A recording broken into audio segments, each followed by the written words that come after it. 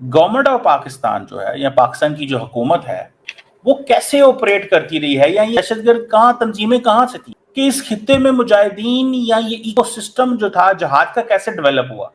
And Pakistan's long history. I mean, before the conflict began, I spoke with your defence minister, who admitted to me on air that of Pakistan's long history of backing and training and supporting terror networks.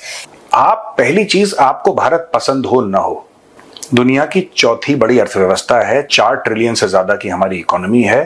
देखिए, हमारे लिए हो सकता अगर वो मोदी जी को ना बुलाते तो हमारे लिए स्नब होता कि भैया स्नब कर दिया, हमें नहीं बुलाया, उनके लिए नुकसान हो जाता। तो यल्दा हकीम को पूछना था, तुम्हारे पास ये डाटा है कि पाकिस्तान में कितने लोग दहशतगर्दी की जंग में शहीद हुए हैं? यल्दा हकीम से पूछा जाना चाहिए था, do you have an idea कि पाकिस्तान का वॉर एंड टेरर में कितना नुकसान हुआ है? पाकिस्तान की फॉरेन पॉलिसी और डिप्लोमेसी का ये फेलियर है कि अगर इंडिया जो है वो दहशतगर्दी कर रहा है आपके खिलाफ, तो आप उसको एफएटीएफ की लिस्ट में नहीं ले जा सके। अमेरिका के बलबूते पे कनाडा बड़ा उछलता था। ट्रंप कह रहा है तुम तो 51st स्टेट हो, इनको रगड़ दिया अमेरिका ने। वो अमेरिका का जो आशीर्वाद था वो हट गया। ट्रंप ने बोला यार तुझे मैं क्यों पालूं। इमरान खान आए थे तब भी मोदी जी ने यही कहा था कि हम चाहते हैं कि दोनों कंट्रीज मिलकर जो है वो लड़ाई करें, लेकिन लड़ाई उस पे करें जो कि हमारे लोग जिससे के समझे जिसमें परेशान है, चाहे वो जॉब्स हों, चाहे वो इतिहास की गवाही बन गई। जिस महिला को आप स्क्रीन पर देख रहे हैं उनका नाम है Mary Johnson, United Nation General Assembly की एक सीनियर अधिकारी।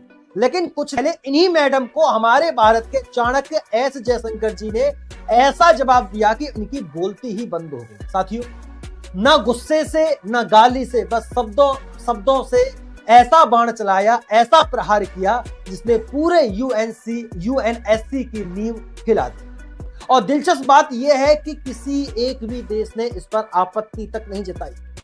साथियों, दरअसल हाल ही में हमारे विदेश मंत्री डॉक्टर एस जयशंकर अमेरिका में यूएनजीए के सत्र को संबोधित करने पहुंचे थे। वहीं पर हुई एक ऐसी टकराहट जो आने वाले वर्षों तक याद की जाएगी, जब भारत ने फिर से आवाज उठाई कि भारत को स्थायी सदस्यता और वीटो पावर कब मिलेगी। तो मैडम मैरी ने क्या कहा, सुनिएगा दोस्तों ध्यानपूर्वक तरीके से। उन्होंने कहा कि बाकी देश भले भारत का समर्थन कर रहे हो, लेकिन वीटो पावर के लायक अभी भारत नहीं है, क्योंकि भारत तो एक विकासशील देश है।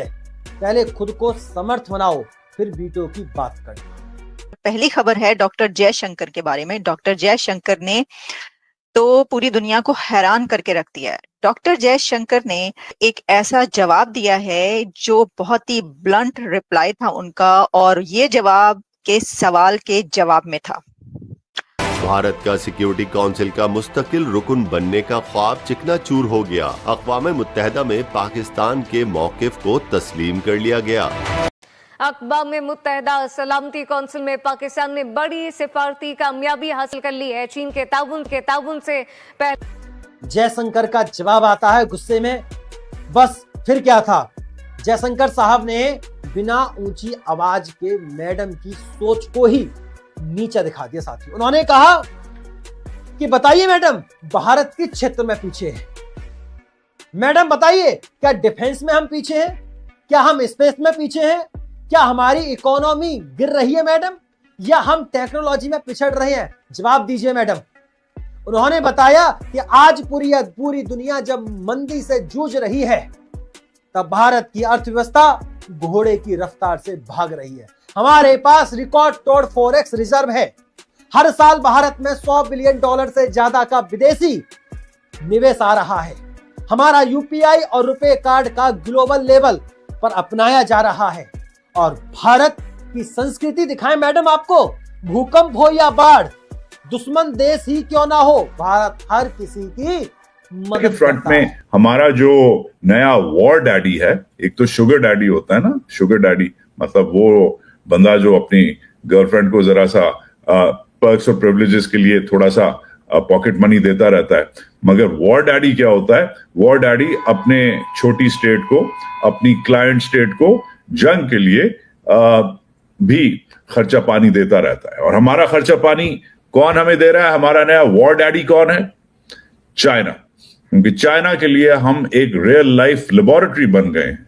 250 मिलियन की आबादी, 7-8 लाख की फौज, न्यूक्लियर वेपन्स और दुनिया की एक खौफनाक तरीन फास्ट एक्सपैंडिंग हेजेमनी, जिसमें हिंदू नेशनलिज्म भी है, जो अपनी खबरें और मंजन बेच के वो चांद पे भी पहुंच जाते हैं। इंडियंस की मैं बात कर रहा हूं। और ये जो रियल लाइफ लेबोरेटरी है, इसमें अब हमारा जो नया आप कह सकते हैं फ्रंट है, हमारा नया अफगानिस्तान जो है, जिसे